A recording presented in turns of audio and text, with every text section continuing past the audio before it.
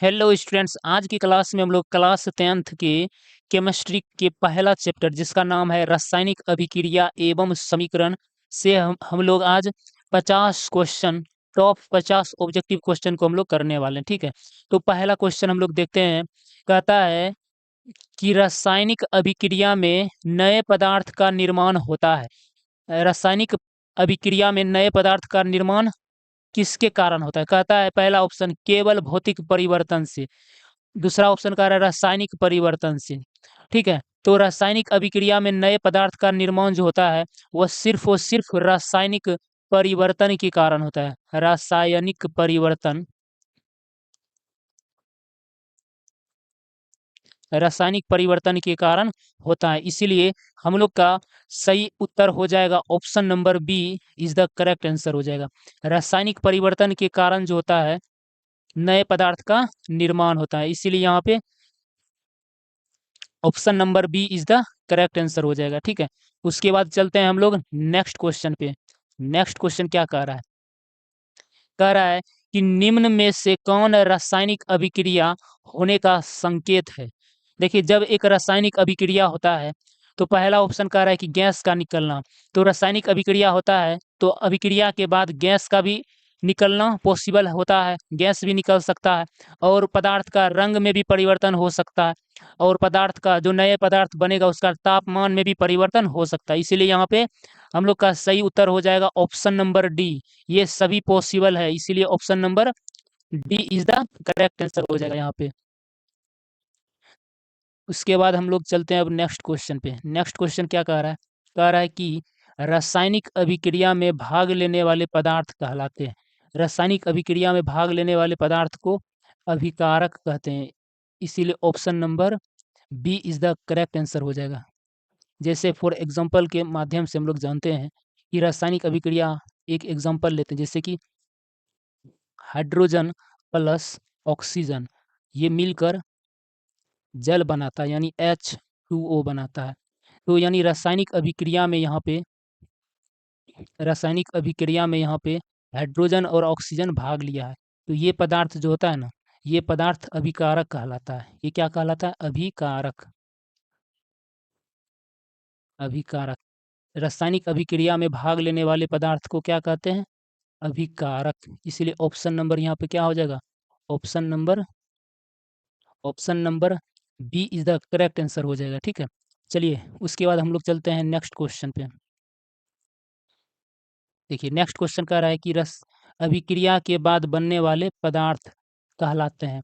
तो अभिक्रिया के बाद बनने वाले पदार्थ को उत्पाद कहते हैं। क्या कहते हैं? उत्पाद। इसलिए option number B is the correct answer हो जाएगा। रासायनिक अभिक्रिया में भाग लेने वाले पदार्थ को अभिकारक कहते हैं, और अभिक्रिया के बाद जैसे यहाँ पे हाइड्रोजन प्लस ऑक्सीजन मिल के बनता है H2O।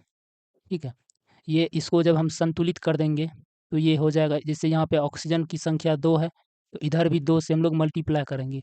लेकिन यहाँ पे हाइड्रोजन हो जाएगा 4, तो इसमें भी हम लोग क्या करेंगे? 2 से मल्टीप्लाई। अब हो गया संतुलित। और यहाँ पे हम लोग देख रहे हैं ये जो नया पदार्थ बन रहा है इसको क्या बोलेंगे? अभिक्रिया के बाद बनने वाले पदार्थ को उत्पाद कहते हैं। ठीक है, उत्पाद। इसलिए यहाँ पे ऑप्शन नंबर क्या हो जाएगा? Option number B is the correct answer हो जाएगा। चलिए उसके बाद हम लोग चलते हैं नेक्स्ट क्वेश्चन पे। देखिए, यहाँ पे कह रहा है कि रासायनिक समीकरण में अभिकारक सामान्यतः किस और लिखे जाते हैं? अभिकारक को हम लोग जो है ना रासायनिक अभिक्रिया में, फॉर एग्जांपल यहाँ पे फिर से वही लेते हैं H2 + O2, इस तरह से अभिक्रिया का चिन्ह देते हैं। उसके बाद यहाँ पे उत्पाद को लिखते हैं। ठीक है, इसमें 2 से मल्टीप्लाई, तो इसमें भी हम लोग 2 से मल्टीप्लाई कर देते हैं। तो यहाँ पे कह रहा है कि ये जो अभिकारक है, अभिकारक को हम लोग किस तरफ लिखते हैं? इसको जो लिखते हैं ना, तीर के बाईं ओर लिखते हैं, तीर के बाईं ओर लिखते हैं अभिकारक को। ये अभिकारक है, क्या है? अभिकारक। अभिकारक, अभिकारक को जो है वह बाईं ओर लिखा जाता है। ठीक है, तीर के बाईं ओर लिखा जाता है। और दाईं ओर किसको लिखा जाता है? दाईं ओर, दाईं ओर जो होता है वह उत्पाद को लिखा जाता है, उत्पाद को। ठीक है, जो नया पदार्थ बनता है उसको दाईं ओर लिखा जाता है, और जो अभिक्रिया में भाग लेता है उसको बाईं ओर लिखा जाता है। इसीलिए यहाँ पे हम लोग का सही उत्तर क्या हो जाएगा? अभिकारक को बाईं तरफ लिखा जाता है, बाईं साइड। तो यहाँ पे हो जाएगा option number B is the correct answer हो जाएगा। ठीक है, अब चलते हैं नेक्स्ट क्वेश्चन पे। देखिए नेक्स्ट क्वेश्चन कह रहा है कि रासायनिक समीकरण में उत्पाद किस ओर लिखे जाते हैं। अभी हम लोग देखें कि रासायनिक समीकरण उत्पाद को दाईं तरफ लिखा जाता है, इसीलिए ऑप्शन नंबर यहाँ पे क्या हो जाएगा, option number B is the correct answer हो जाएगा। उत्पाद को दाईं तरफ लिखा जाता है। चलिए नेक्स्ट क्वेश्चन अब देखते हैं हम लोग। कह रहा है कि निम्न में से कौन संतुलित समीकरण है, निम्न में से कौन संतुलित समीकरण है। तो हम लोग यहाँ पे संतुलित करेंगे। देखिए यहाँ पे ये वाला एग्जांपल से हम लोग बहुत सारे अभी ऑब्जेक्टिव को सॉल्व किए। तो यहाँ पे हाइड्रोजन और जल, हाइड्रोजन और ऑक्सीजन मिलके H2O बना रहा है। तो इसको जब संतुलित करते हैं तो ये वाला ऑप्शन आ जाता है। Option number B is the correct answer हो जाएगा। ठीक है, ठीक है, ऑप्शन नंबर बी, जैसे यहाँ पे हाइड्रोजन प्लस ऑक्सीजन ये मिल के बनाता है H2O। ठीक है, जब हम इसको संतुलित करते हैं तो इस साइड देखते हैं ऑक्सीजन की संख्या 2 है और इस साइड ऑक्सीजन की संख्या सिर्फ और सिर्फ 1 है। तो हम लोग इस साइड क्या करेंगे, 2 से मल्टीप्लाई कर देंगे। जैसे 2 से मल्टीप्लाई करते हैं तो हाइड्रोजन की संख्या जो होता है 4 हो जाता है। तो इस साइड भी हम लोग क्या करते हैं, 2 से मल्टीप्लाई कर देते हैं, तब जाके ये पूरा समीकरण क्या हो जाएगा, संतुलित हो जाएगा। ठीक है, ये वाला ऑप्शन ऑप्शन नंबर बी में मिल रहा है, इसलिए option number B is the क्या हो जाएगा, करेक्ट आंसर हो जाएगा। अब चलते हैं हम लोग नेक्स्ट क्वेश्चन पे।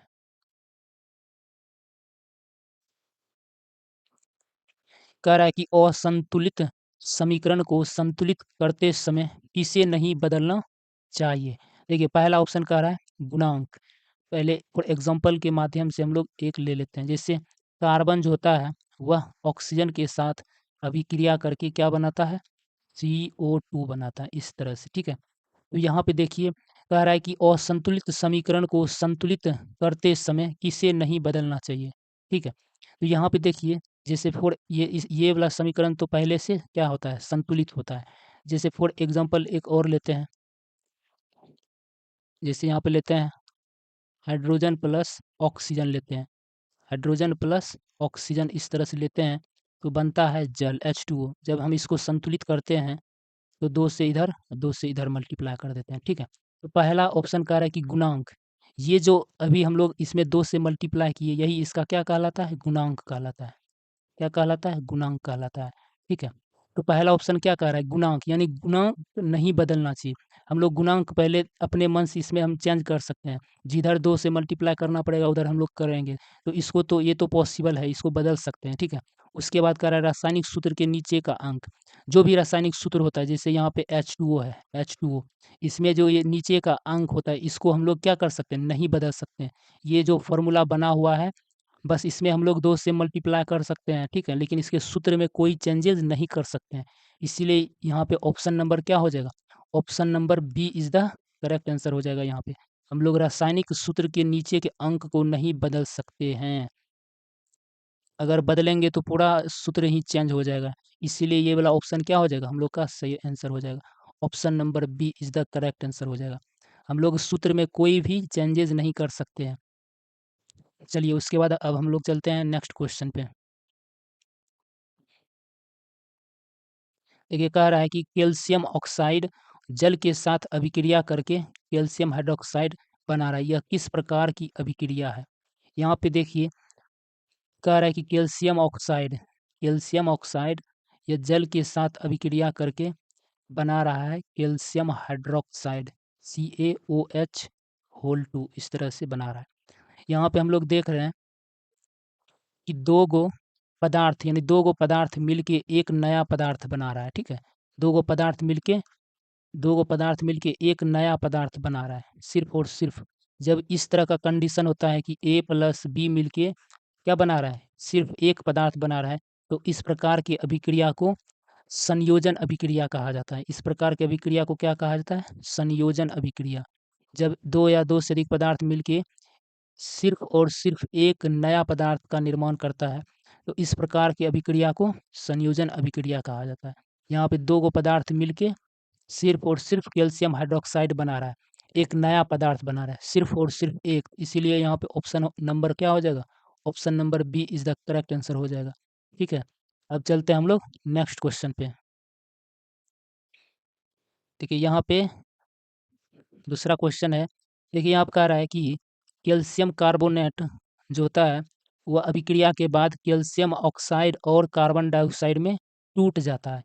यहाँ पे हम लोग देख रहे हैं कि कैल्शियम कार्बोनेट CaCO3 जो है वह अभिक्रिया के बाद क्या होता है, कैल्शियम ऑक्साइड और CO2 गैस में क्या होता है, यह टूट जाता है। तो यहाँ पे देखिए एक बड़ा यौगिक जो है, एक बड़ा पदार्थ क्या हो रहा है कि दो छोटे छोटे पदार्थ में टूट रहा है अभिक्रिया के बाद। तो इस प्रकार की अभिक्रिया को हम लोग क्या बोलते हैं, अपघटन अभिक्रिया। क्या बोलते हैं, अपघटन अभिक्रिया। इसी का एक और नाम है वियोजन अभिक्रिया। इसी को कहीं कहीं पे हम लोग बोलते हैं वियोजन, वियोजन अभिक्रिया। ठीक है, अपघटन या वियोजन अभिक्रिया। जब एक बड़ा यौगिक जो है किसी कारक की उपस्थिति में दो या दो से अधिक नए पदार्थों का निर्माण करता है, तब इस प्रकार की अभिक्रिया को क्या कहा जाता है, अपघटन अभिक्रिया या वियोजन अभिक्रिया। इसीलिए यहाँ पे option number B is the correct answer हो जाएगा, वियोजन अभिक्रिया या अपघटन अभिक्रिया। चलिए, इससे पहला वाला जो क्वेश्चन था उसका ये अपोजिट है ना, वहाँ पे एक दो पदार्थ मिलके एक नया पदार्थ बन रहा है। यहाँ पे एक पदार्थ जो है वो अभिक्रिया के बाद दो नए पदार्थ का निर्माण कर रहा है, तो उसका उल्टा हो जाएगा। वहाँ पे था संयोजन अभिक्रिया, तो यहाँ पे हो जाएगा वियोजन अभिक्रिया या अपघटन अभिक्रिया। चलिए, उसके बाद अब हम लोग चलते हैं नेक्स्ट क्वेश्चन पे। नेक्स्ट क्वेश्चन देखिए क्या कह रहा है कि जिंक जो है वह कॉपर सल्फेट से अभिक्रिया कर रहा है, तो जिंक सल्फेट और कॉपर धातु विस्थापित हो जाता है। जब जब भी इस प्रकार की अभिक्रिया आपको दिखेगा, यहाँ पे देखिए जिंक जो है वह कॉपर से अधिक क्रियाशील तत्व है। जिंक जो है वह अधिक क्रियाशील है कॉपर से, कॉपर से। तो जिंक क्या कर रहा है, कॉपर सल्फेट के विलयन से उसको विस्थापित कर दे रहा है ना। यहाँ पे कॉपर सल्फेट के विलयन से इसको क्या कर रहा है, कॉपर को हटा रहा है, जिंक धातु। तो हम लोग जब इसका थ्योरी वाला क्लास कर रहे थे तो वहाँ पे हम लोग विस्थापन अभिक्रिया के बारे में जाने थे। विस्थापन अभिक्रिया कहता है कि जब एक क्रियाशील धातु दूसरे क्रिया कम उससे कम क्रियाशील धातु को उसके विलयन से विस्थापित कर दे रहा है, तो इस प्रकार की अभिक्रिया को क्या बोलते हैं, विस्थापन अभिक्रिया। तो यहाँ पे ये जो एग्जाम्पल है, ये जो है एक विस्थापन अभिक्रिया का एक बहुत ही इम्पोर्टेंट एग्जाम्पल है। ठीक है, तो यहाँ पे हम लोग का आंसर क्या हो जाएगा, आंसर हो जाएगा option number C is the correct answer हो जाएगा। जब एक क्रियाशील मूलक उससे कम क्रियाशील धातु को क्या कर देता है, उसके विलयन से विस्थापित कर देता है, तो इस प्रकार के अभिक्रिया को विस्थापन अभिक्रिया कहा जाता है। यहाँ पे option number C is the correct answer हो जाएगा। चलिए, उसके बाद अब हम लोग देखते हैं